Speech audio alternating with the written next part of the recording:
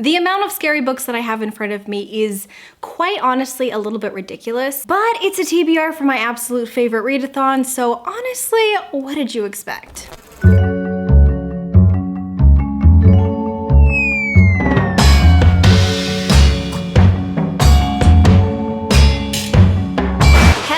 Spooky friends. God, I have missed saying that. We're still a couple of months away from fall, but honestly, it is time for Summerween, and that is the next best thing to fall. So hi, my name is Lexi, and welcome back to my channel. Today, I will be showing you my entire TBR for the Summerween Readathon. If you don't know what Summerween is, this is a week-long readathon, and it is hosted by Liv from Olivia Reads a Latte, as well as Gabby from Gabby Reads.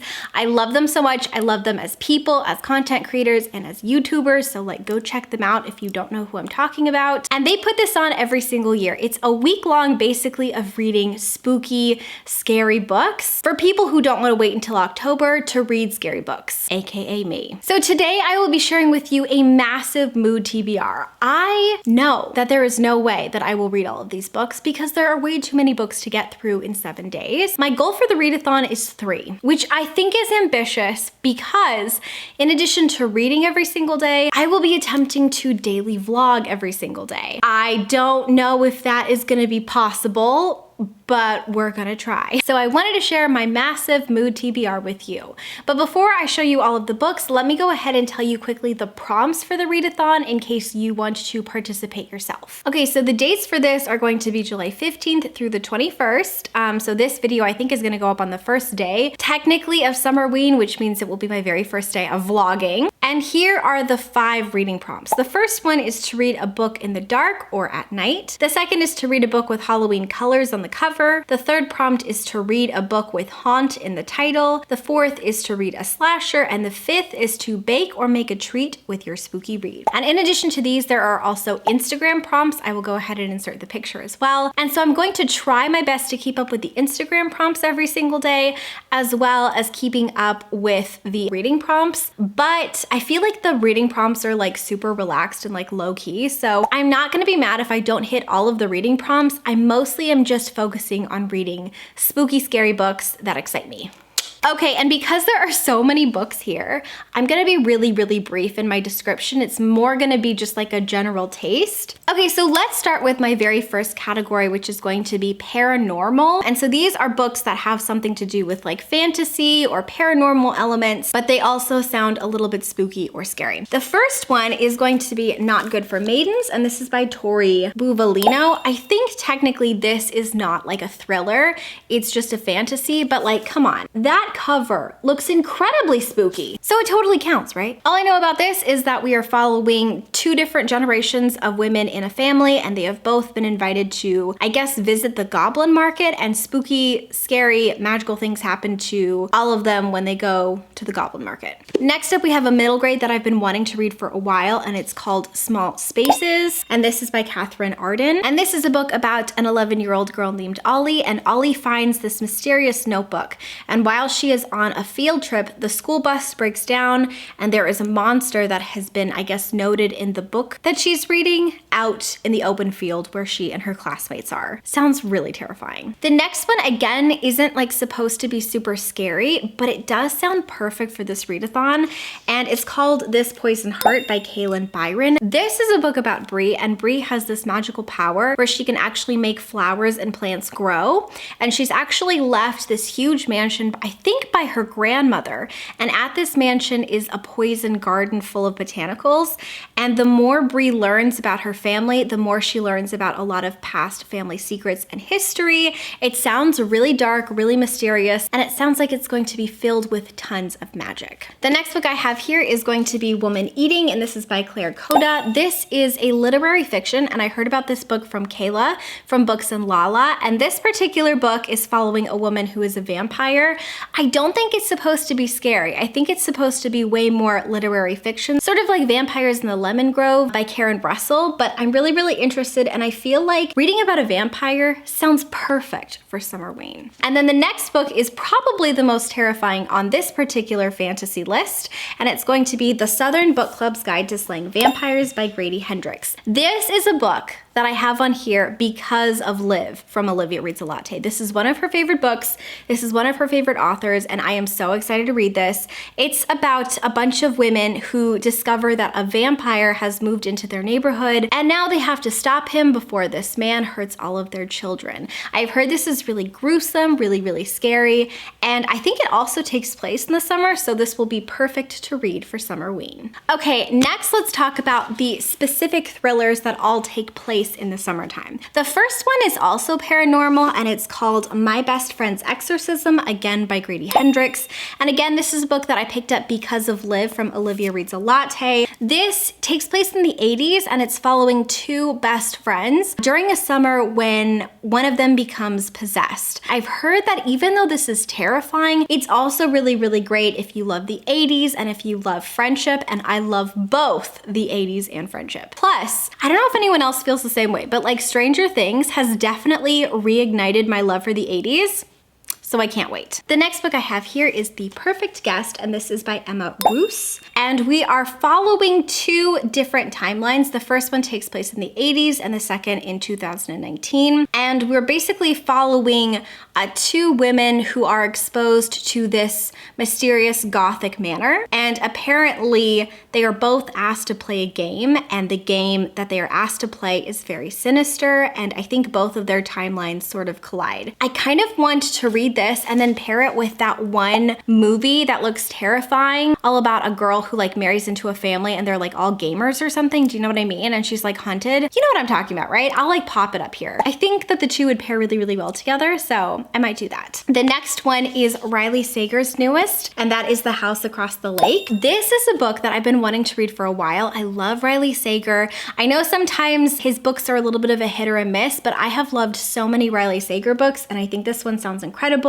This is about a girl named Casey, and Casey is feeling very, very burnt out, so she goes to her family's lake house in Vermont, and while she is there, she sees a couple across the lake, and I think the more she spies on them, the more she thinks their relationship is very sinister and disturbing.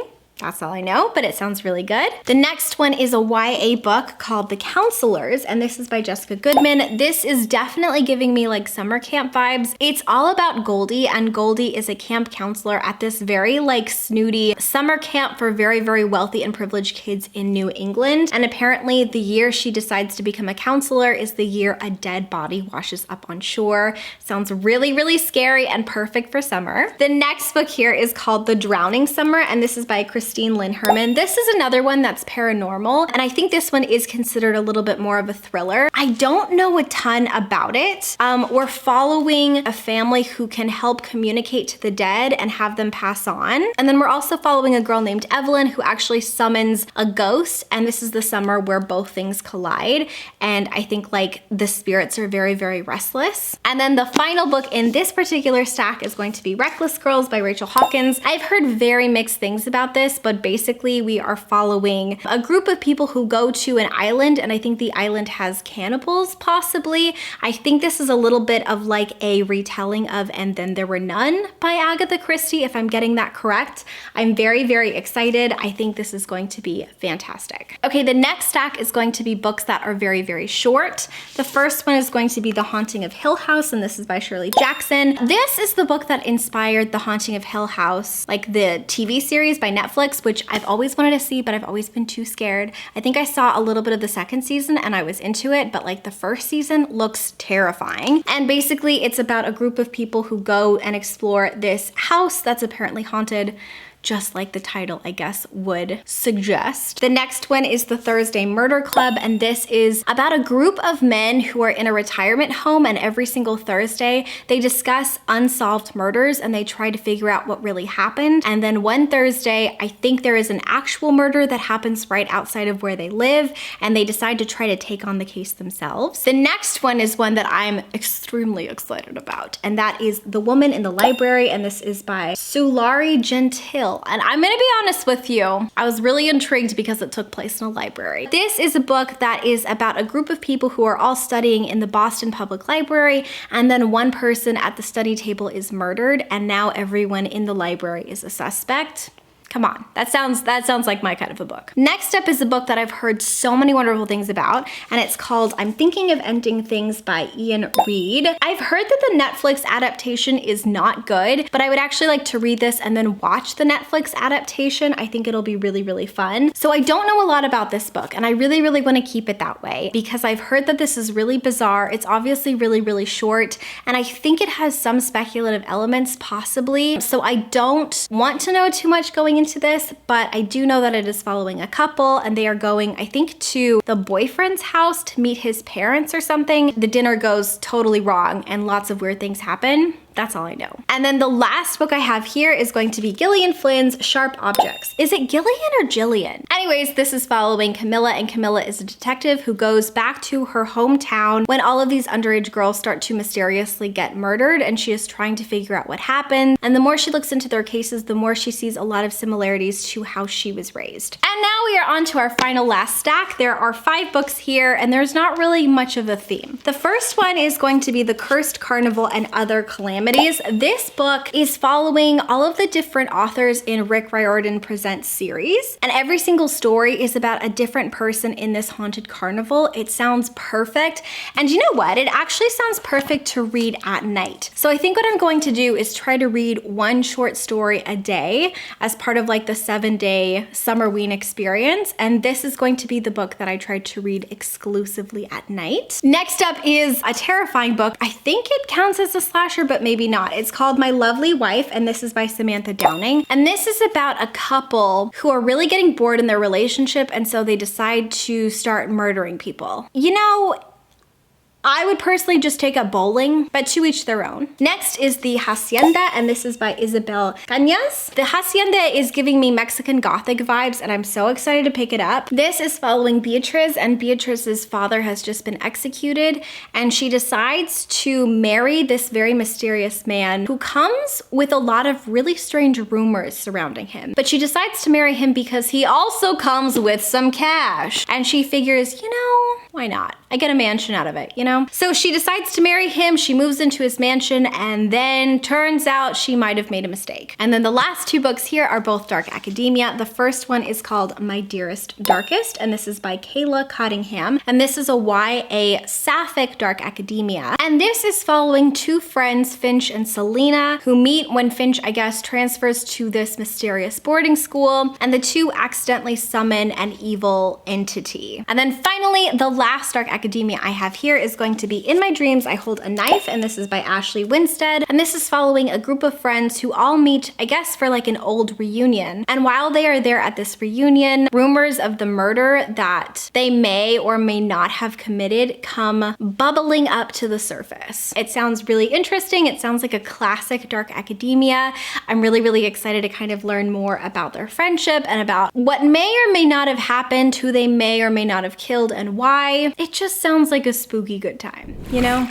Whew. And that is it. Those are all of the books that I really, really want to read. Again, I am not reading all of these for Summerween. It's much more of like a casual and relaxed mood TBR. I am so excited to participate. I am so excited to try to do the prompts every single day on Instagram, and wish me luck because I am terrified that I will not be able to daily vlog. It's really hard. If you've never daily vlogged before, it takes some stamina. But now I have a question for you. I have 2 questions. The first is, are you participating? And if so, what books are you going to be reading for Summerween? And the second thing is, do you have any graphic novel suggestions or recommendations for me? I want something spooky, but like I can't find anything that I haven't already read. So if you have any recommendations, please let me know down below as well. And if you have made it to this part of the video, please leave me the skull emoji. We love a good spooky skull, you know? I think that's it, you guys. So I will see you very, very soon with my very first Summerween vlog. And until next time, book lovers, keep your head in the clouds and your heart in a book.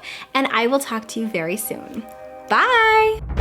Always think of you when spring comes, like it's something in the air at that time. Don't know why. Always dream of you when spring comes. It's like the heat on my skin.